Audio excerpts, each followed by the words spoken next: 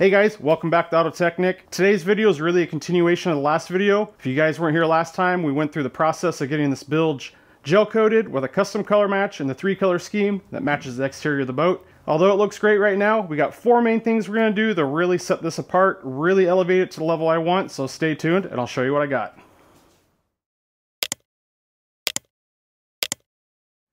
The first order of business we have today is addressing all the overhang that we have on the orange onto the other colors. So I mentioned it briefly in my last video, and you can see a really good section right here where the orange has overlaid onto this base brown.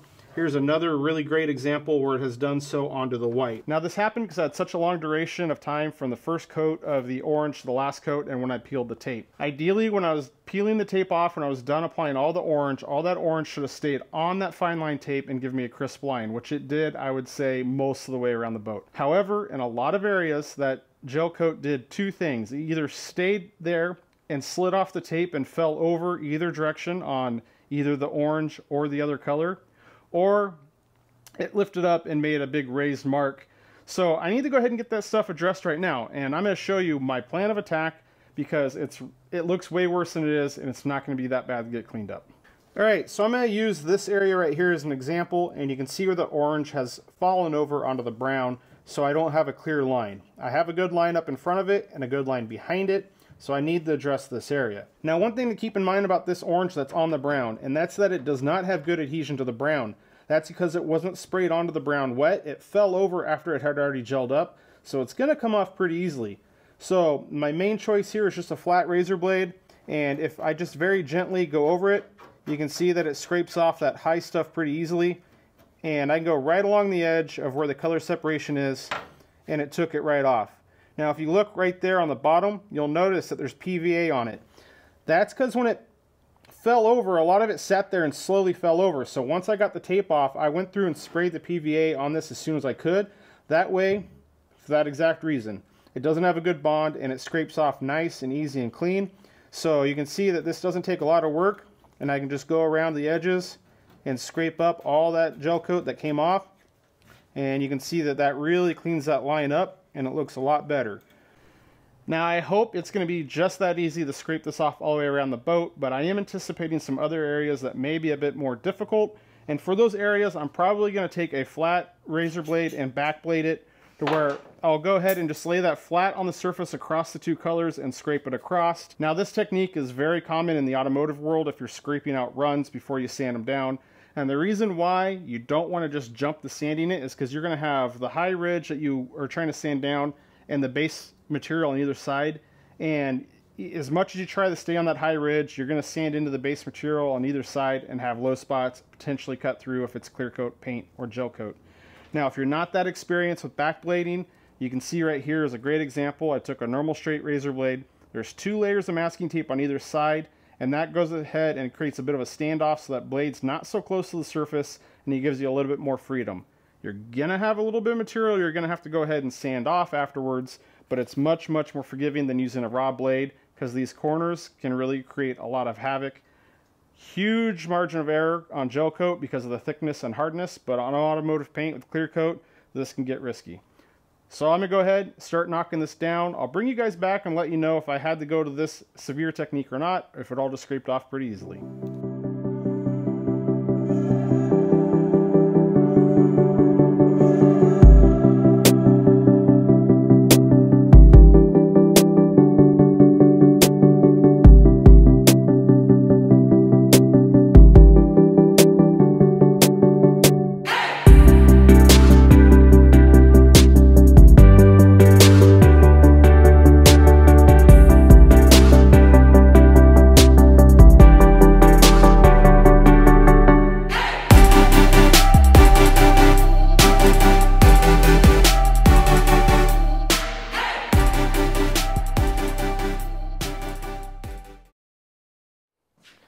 You guys know the drill. If you're new to the channel, please consider subscribing. I'd really appreciate it. Be sure to like the videos, give me a comment, even share it with your friends. If you guys have already subscribed, thank you for doing so. Thank you for the comments. Keep them coming. Let's get back to the build.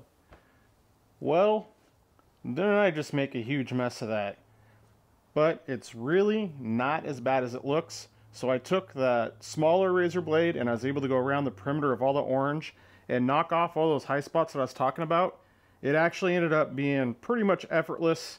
Slid it right off. None of it was really adhered to the other colors, so it was super easy. The majority of that mess that you see there was from me backblading with a straight razor blade. So is what I did is I was actually dragging that straight razor blade right across, bridging all three colors and taking the orange down. Now when I sprayed that orange, I put it on thick and heavy, intentionally having more buildup than the other two colors, so that way I could bring that color down to match the other two and have the look that I was going for. I initially had planned on sanding it all down to do that, but I did some experimenting with the backblading and it was actually pretty quick and effortless. So now if I go ahead and like run my hand across these colors right here, they're all at the same height. So really giving me the look that this gel coat was sprayed in a mold and pulled off on the back side and not applied on layers on top of each other. Now that I have that done, we're on to the next thing that we need to do, and I'm going to go ahead and sand down all of the gel coat. I'm going to wet sand it with some 220 grit. I have a few different foam blocks here with different thicknesses. This side's pretty soft, so I won't use that one. Maybe on the back side where it's quite a bit firmer, or one of these sponge pads here that are pretty firm. Now all I'm going to try to do is go across this entire bilge area, and I'm just trying to get any texture out of it. So we still have some transitions in between the colors that we need to fix, and we have pinholes that need to be fixed as well. I don't want to chase those just yet. I want to see what I have once I'm done sanding, and really, I know that some problems may look worse than they actually are before I sand it, so my decision is to go ahead, sand everything down, and then I'll assess those areas that need addressed. We'll correct those, and we'll keep pushing forward. Alright, I figured I would go ahead and elaborate a little bit on the sanding here. Really what I'm going to do would be the equivalent or the same as cutting and buffing a car, which you hear quite often in the automotive world, or color sanding. So we're going to sand down all of this gel coat to get it smooth, level, and even, get rid of all the texture. And using 220 grit, I prefer the wet sand because the water helps keep everything lubricated. It helps keep your sandpaper last longer, and it gives a better finish in my opinion. There's one thing that is kind of tricky with this if you've never done it, and that's knowing how far to sand. Fortunately, with what we're doing, you can use guide coat. So I have normal automotive guide coat. It's a dry guide coat, and all I need to do is go ahead and run that on here, and you can see on this front section up here, I have already gone ahead and just kind of sampled it and done a quick sanding job, but you can see back here where I haven't, how the guide coat's much darker. Now the purpose of this guide coat is going to show us the high spots where we sanded and the low spots where we haven't. So the goal is to sand just to the point to where there's no more guide coat left. The high spots will be sanded down to the gel coat. The low spots will remain black. Now even though we are wet sanding, this guide coat will stay on here. It's pretty resilient, so the guide coat's really just a tool to tell us how far we've sanded and how far we need to go, rather than just go and guess.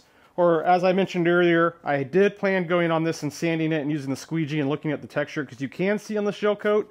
But I came out here and messed around, and the guide coat worked pretty well, so we're going to go and run with that method. So I keep a bucket of water handy to keep everything clean. I'll move that up here.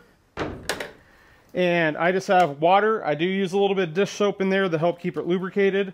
I'm using a semi-firm foam block with 220 on it, and pretty basic stuff. Just wet it down, and I usually go in a crisscross pattern, and you can see right there the highs and lows. This is where the squeegee comes into play.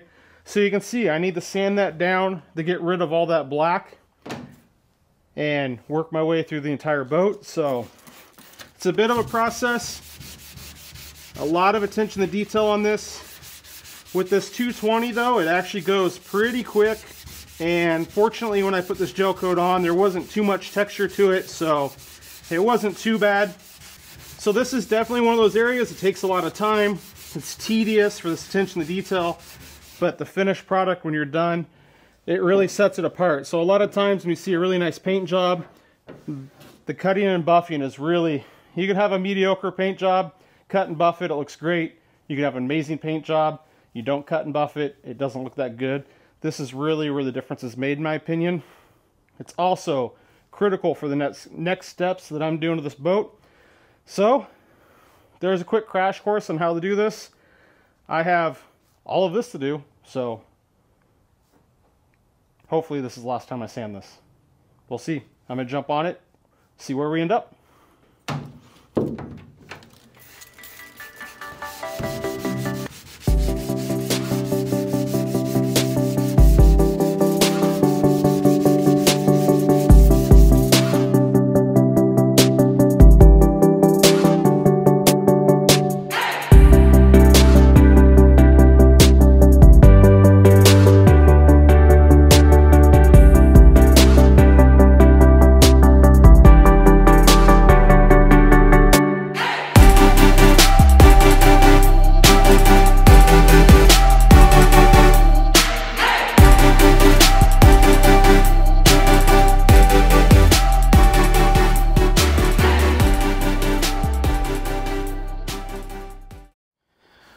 All right, we have it all sanded down and ready to go into the next step.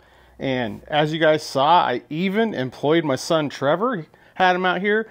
I figured this gel coat's so hard, it's so thick, great opportunity to get him started learning how to wet sand. If you guys seen some of the other videos on the channel, you can see that we recently bought a 72 Chevelle for him. That's going to be his first car, and it's a little rough. He has a lot of work to do, a lot of learning, so he owes me a little bit of money. Had him come out here. He earned a little bit of money, learned how to wet sand. Actually did a really good job. Didn't complain and just plowed through it for a couple hours. So it's all set. Now, I mentioned earlier that we sanded it with 220. We're not going any further. And I'm going to tell you guys right now that the next step that we're working towards is I am going to go ahead and apply clear gel coat over this entire bilge. Now, if we jump back to a couple of videos ago where I made the test panel and I was experimenting with gel coat, I actually applied the gel coat like I did here and polished it out at that point. What I did do off camera is I actually sprayed some just cheap rattle can aerosol clear coat on that test panel on one half of it to see the difference, and it made a dramatic difference in the looks of the clear coat, and I really liked it. So then, knowing that and coming into this project, I still planned to do exactly what I did here, and I kind of left it open-ended. I was planning on probably, if it worked out well enough, not clear coating it, but also knowing that if it wasn't going how I thought it would, or if I thought that it was going to need the clear coat, to go ahead and apply the clear coat. So I kind of was letting the boat tell me what it needed after sanding it and what we have. And after getting it sanded down and some of the imperfections that I need to show you guys here in a second, I made the decision, yep, we're going to go ahead and clear coat it. So now that it's all sanded down with the 220 grit, I need to address the last few of those imperfections and just small touch-ups before we put the clear gel on. I'll go ahead and grab you guys, drop you in, and show you what I'm talking about. All right, let's start with the bad news. Now, since I only had 1/4 of the brown when I sprayed it, as I was spraying it, I knew that it was real thin. I really should have had 2 quarts of the brown to do all this, but I already had sprayed it. I was committed. It came back to haunt me here. So you can see here in a few small areas where it quickly went ahead and just cut right through down to the fiberglass. And the guide coat actually was a little bit deceiving in some areas where I was sanding it, and I thought it was the guide coat, and it was actually going down to the glass because they're almost the same color, and it's hard to see because it's, you know, the water that you're using is real milky with the gel coat that you're sanding, so it's not very clear. And it got me in a few areas. Not the end of the world. I can go back and fix it, scuff it back up, and that's probably one of the main reasons why I was deciding to go ahead and put the clear gel over it. So once I get those areas covered up and fixed, I can get appropriate thickness over this with gel coat because I know that that brown is just thin overall. Now, one of the other big issues that I discussed was pinholes, and once I had all of this sanded down, actually a lot of the pinholes went away and got sanded out, so it's not nearly as bad as I thought, but there is still some areas like right up here on this orange, really bad deep pinholes. And you can see some here in the white as well. So I want to address those. And also like areas in this, you can see there's a gap in between the white and the orange. I want to address that. Now here's my thinking. I mentioned that we're going to clear gel coat this, and here's another reason why I want to clear gel coat all this. Those gaps right there, that's not going to be watertight. Water can get down in between those two layers, and I don't want it to get down into that gel coat underneath it, cause any issues. So if I clear gel coat this, I'm getting a solid one layer over the entire bilge of protection. Much, much more waterproof, much better. It's going to help give me the thickness that I need because those thinner areas, and it's going to look a lot better, and hopefully I won't have to sand and polish it.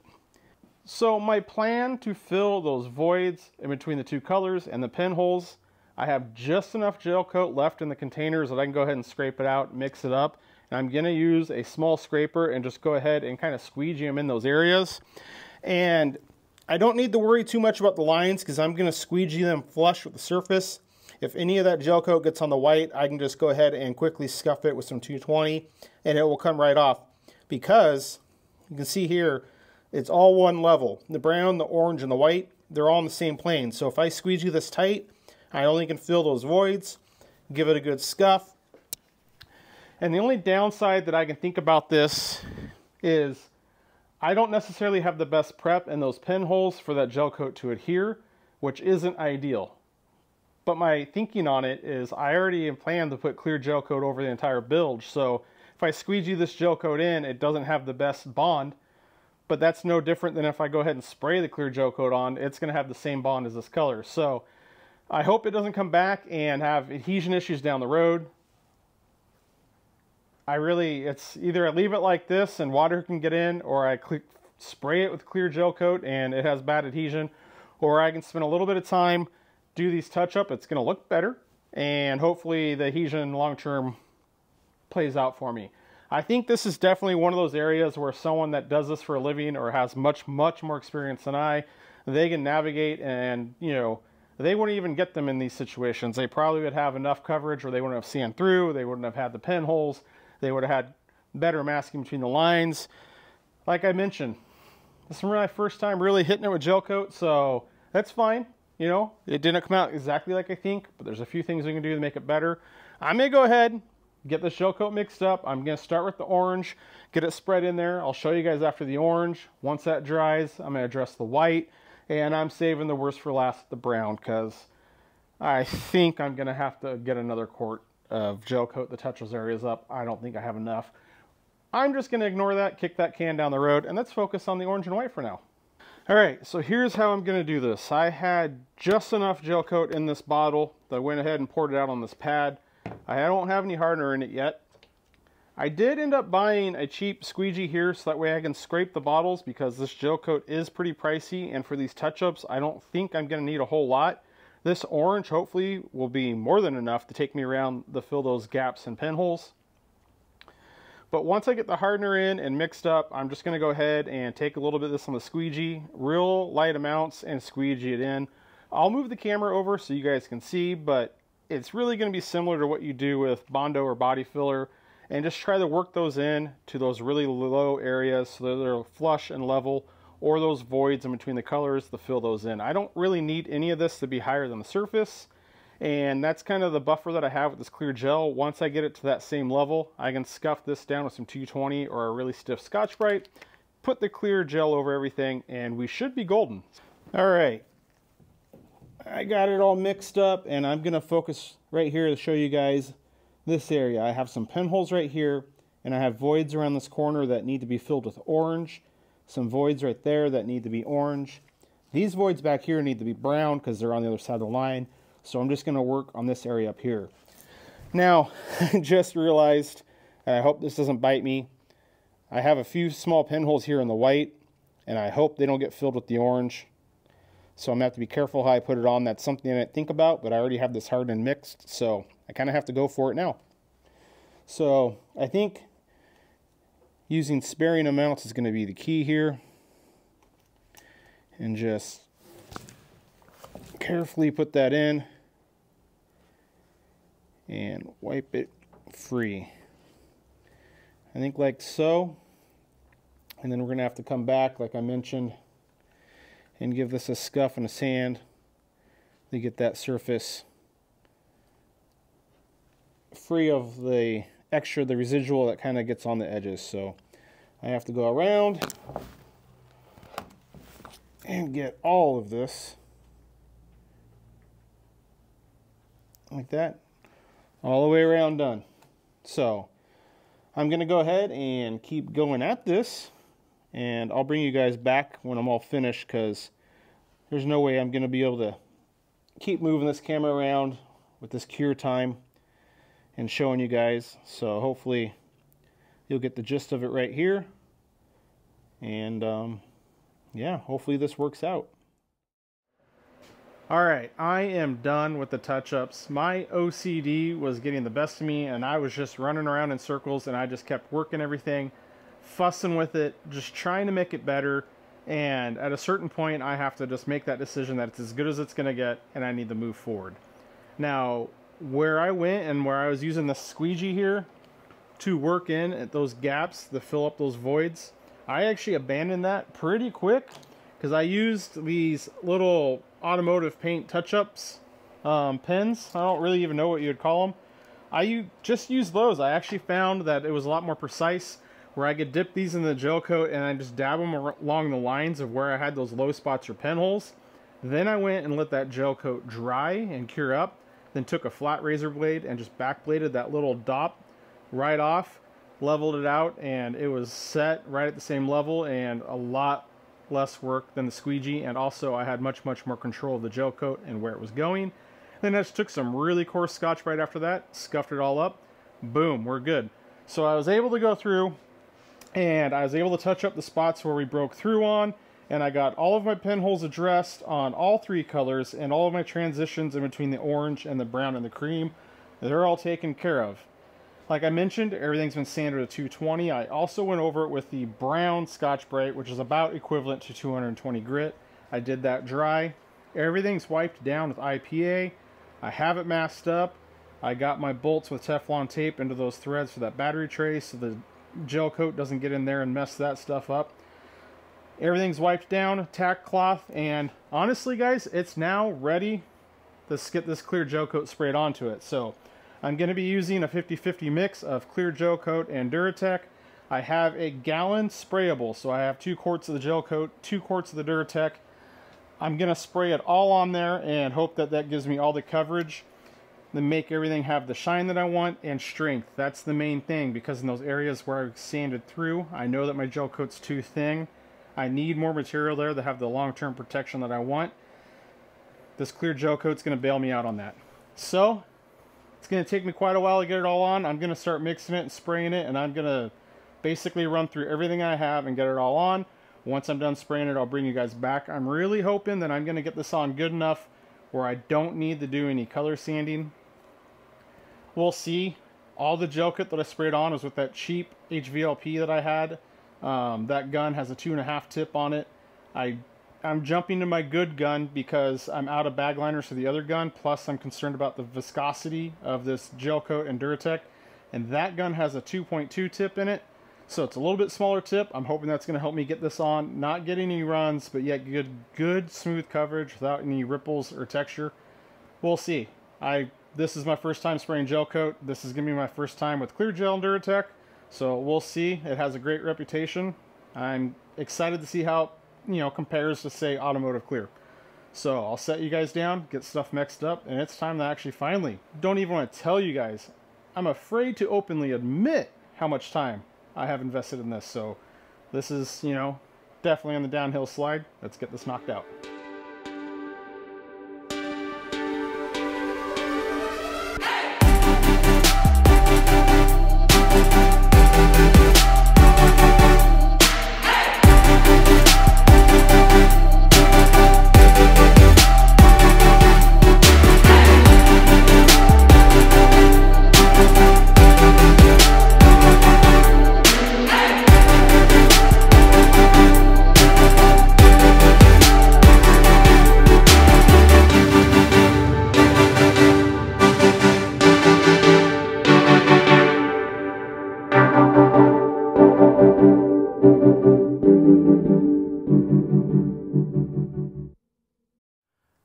Alright guys, finally starting to see the light at the end of the tunnel. I'm just so close to finishing up this part of the build.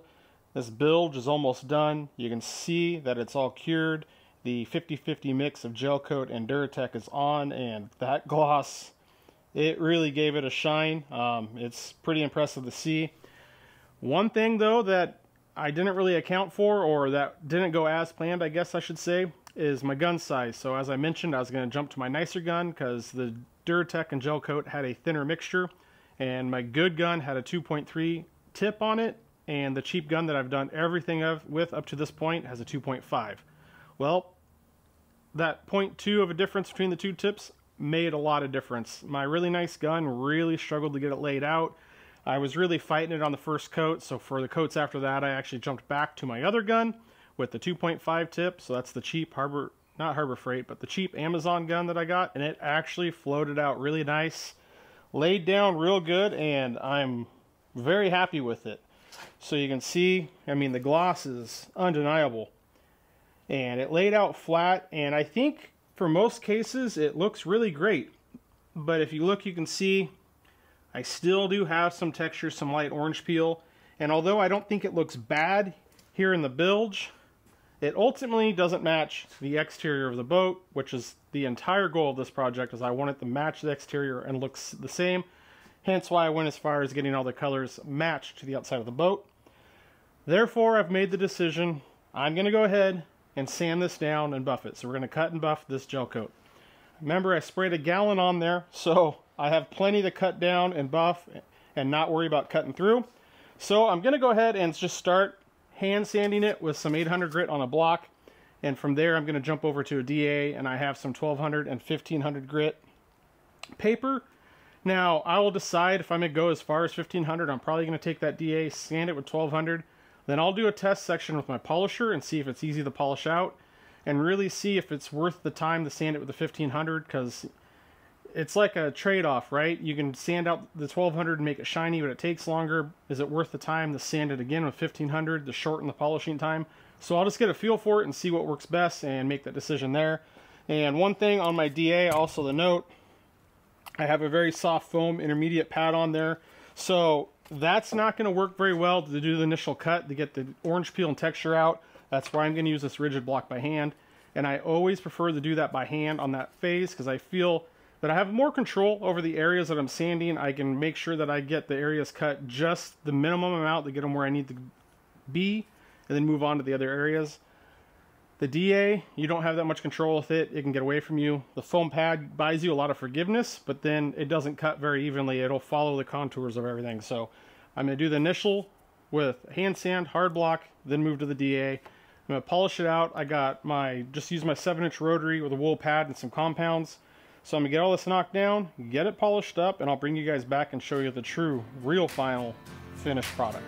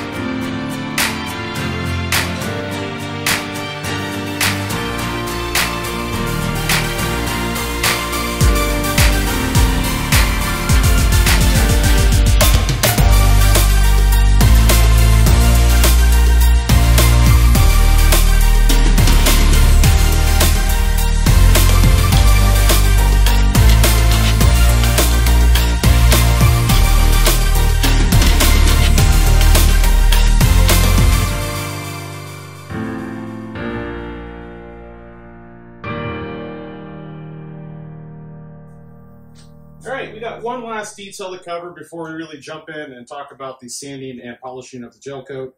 And you can see I have everything masked off some plastic, just rough borders of all the gel coat. And what I'm going to do is I'm just going to go ahead and just take some satin black spray paint, and I'm going to paint these areas. And the main reason I'm doing this is up here above the transom, up in this back area. Now, I'm doing this because when I did all the fiberglass work and gel coat, I pretty much stopped it right where my plywood for my transom rolls into the back of the boat, and I didn't pay much attention to the finish of everything up there. Standing where I'm at right now, I can't see anything where that tape is. If I bend down and get low, I can see where I have oversprayed all that brown. I'm going to hit it with just some satin black. The satin black, you know, it'll make it darker, kind of out of sight, out of mind. And my goal is it's just going to make everything kind of disappear. It's going to be dark up there. All this gel coat's going to stand out. So I'm just going to fog all that stuff in black. Once everything's mounted, all my fuel tanks, cables, hoses, it's just going to kind of disappear and fade away to nothing. And your eye is going to go to the gel coat. Just one of those small touches that I wanted to do to really just make sure that when this is all done and put together, it's going to look really nice. So I chose to just use spray paint because if I ever need to go in and do some repairs, I wanted something that's quick and easy to take off. I didn't want to go overboard, and you know, no one's really going to see it. This is a small detail, so quick and easy spray paint it is.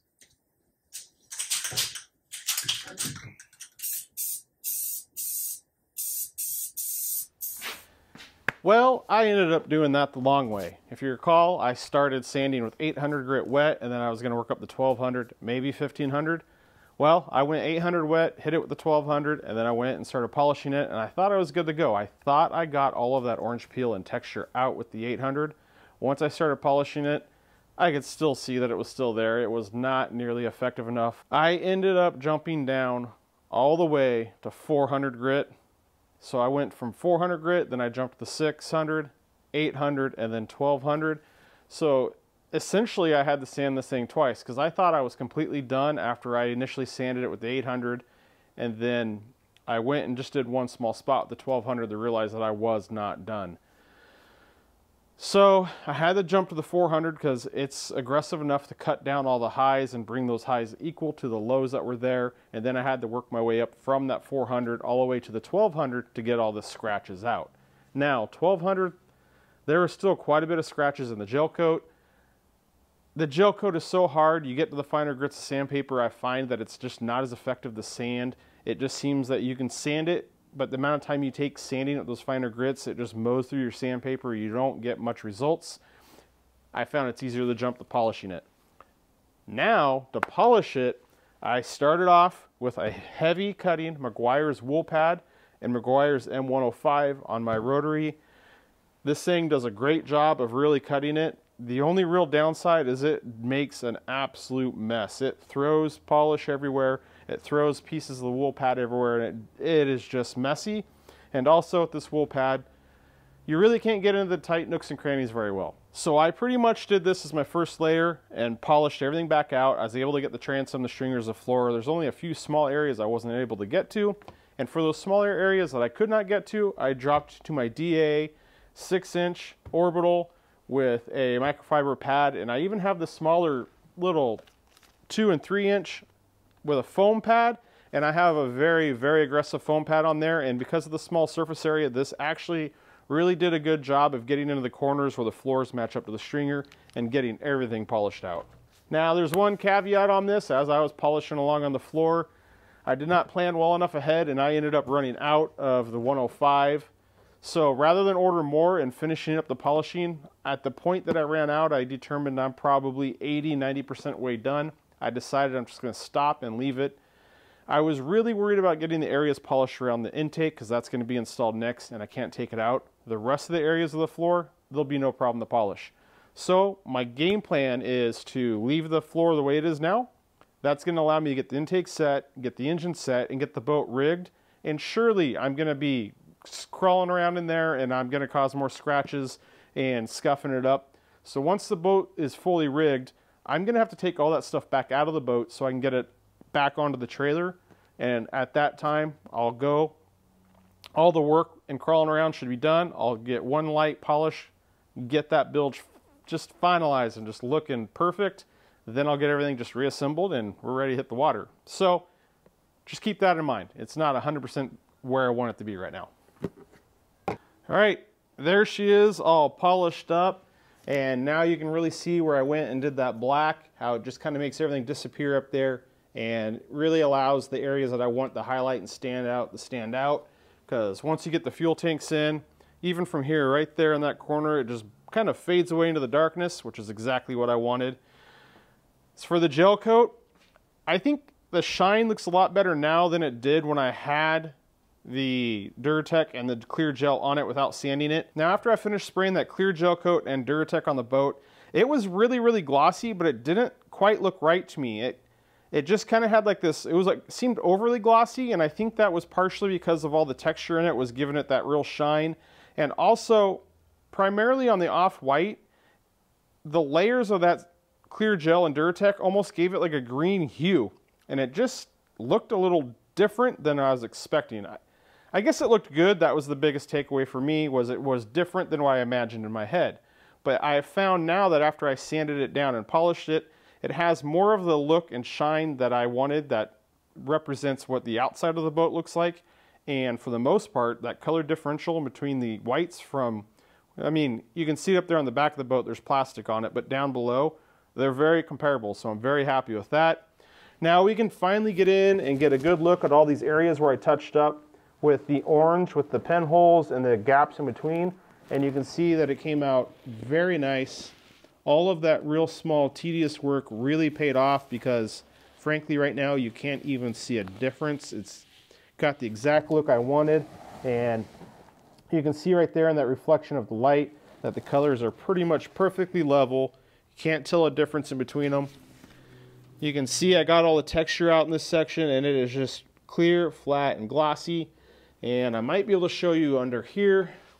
If you see the reflections of the light, it's a little bit more texture and ripple to it. And I did that kind of on purpose, because the engine's going to sit there and I didn't want to spend hours sanding and buffing part of the boat that's going to be covered up by the oil pan. And that kind of like leads into my decision that I made earlier, why I'm not going to continue polishing now, because once I have everything in here mounted, get the fuel tanks in, the engine, the exhaust, the pump in, everything, I'll be able to see the areas that are most visible, which areas need more work, which areas they're not worth investing the time to work, and I can really just fine tune it from there. It has the look that I wanted. Like I mentioned, very, very happy with the outcome. It all looks molded one piece and came out great. Even back here on the transom, you can really see it looks really, really good. All right, guys, it took a while to get to this point, and I really appreciate you guys hanging around to watch it. I figure if you guys are still here watching the video at this point, I'm going to give you guys a little sneak peek. So I'm going to take everything that I can, get it mocked into the place. I'm going to get the back seat set back in here, pump intake, battery, place diverter pump, fuel tanks. I'm going to get as much in here as I can. That way I'll be able to give you guys a really good, strong idea of what this bilge is going to look like. I'll see you guys back here in a second, and we'll see how good this is going to look. All right, the vision that I had in my head, it is starting to come to life. It's looking really good, and really, it's coming out pretty much like I had it pictured. So you can see that the whole strategy I had with the floor came out pretty good. I wanted to really highlight the stringers and make that brown look like the background color. Since I molded in and integrated the battery and place diverter mounts, you can see how I went around them with the orange and the tan. So it looks purposeful, mindful, it was supposed to be there. Again, the same thing around the pump suction housing. It all looks really, really nice. The front part, you now really see how it lines up with the seat, and the carpet on the back seat runs flush with it. Although I'll note that my wife does not like that carpet back there, and she's pushing me to do something else, but I think that will be a project for way, way down the road. I kind of have to agree with her. We could probably do something a little better, make it look a little nicer.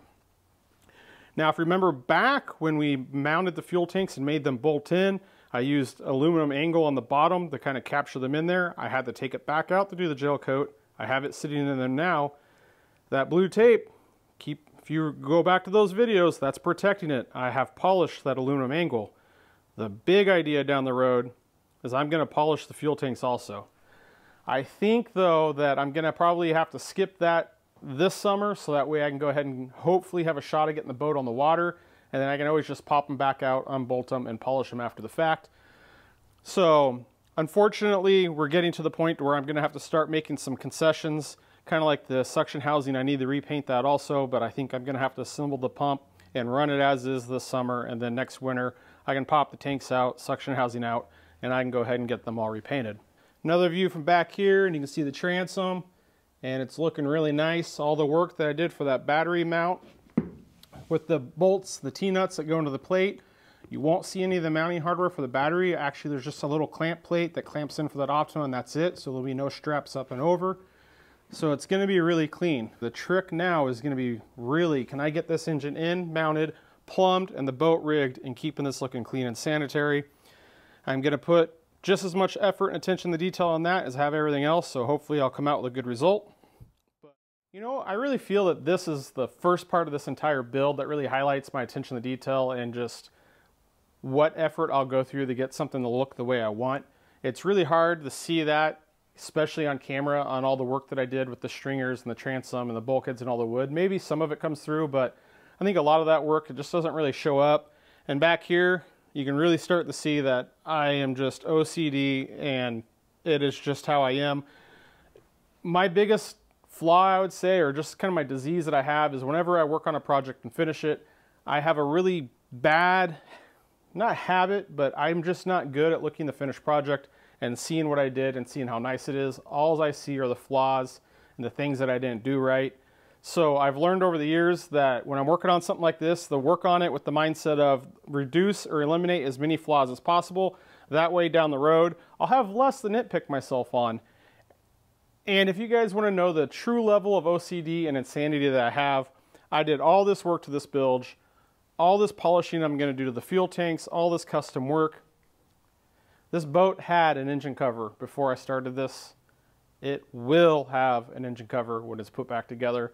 So this will all be covered and rarely seen, but it doesn't matter. I wanted the bilge to be nice. I wanted to see if I could go ahead and accomplish this look, which I could. And I really wanted to have something that I could be proud of and not nitpick. Sure, I can count 20 flaws in this and things I did wrong, but in the end, it came out really nice. I am happy with it. Of course, I think I could do it better if I were to do it again, but for a bilge that's going to be covered with an engine cover, I absolutely understand how ridiculous and over the top this is. All the work that I did in today's video, very tedious, very time consuming. It took a lot of focus and attention and self-discipline just to keep trucking. I can tell you at the midpoint, I was extremely discouraged on this job and just tired of doing this same work every day. It seemed like Groundhog Day, but I did capture footage of this gel coat after I gel coated it before I did any of the touch-ups. And I just recently looked back at it, and the difference that this made is dramatic.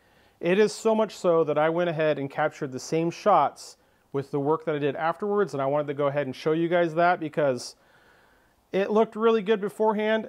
It took a lot of work to get it where it's at, but it was absolutely worth it now that I'm looking back at it. I'm glad I did it, and I'm glad that I captured that footage so that way I can show you guys the differences. So let's go ahead and take a peek.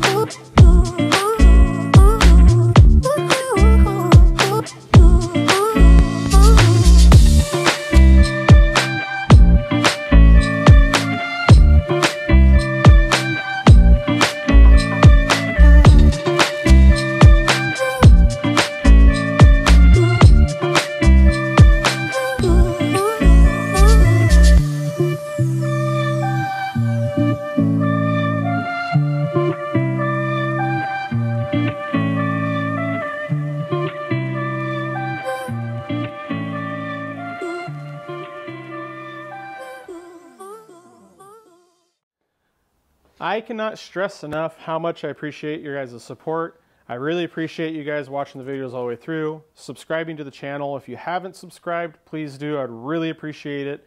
I really have a lot more stuff that I'm going to be showing with this boat, so there's lots more to see. And if you guys like the video, I can't stress enough how much it really helps me if you guys give it a comment, like on it, even share it with a friend. All of those things really, really, really help the life of the video on YouTube, and that really helps me out a lot. Again, I appreciate it. With that being said, guys, this was a huge hurdle to get over. I'm excited to move on, get other parts of this boat done. I think we're going to make a lot more headway a lot quicker now. Definitely keep an eye out on the channel, guys. The next video coming out for the jet boat, we're going to be setting the intake permanently into the boat.